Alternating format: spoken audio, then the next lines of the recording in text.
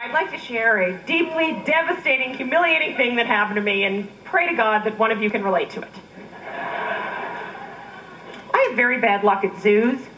I was recently at a zoo and I went into the monkey area and there was an orangutan masturbating wildly.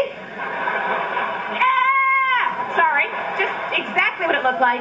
And he locked eyes with me.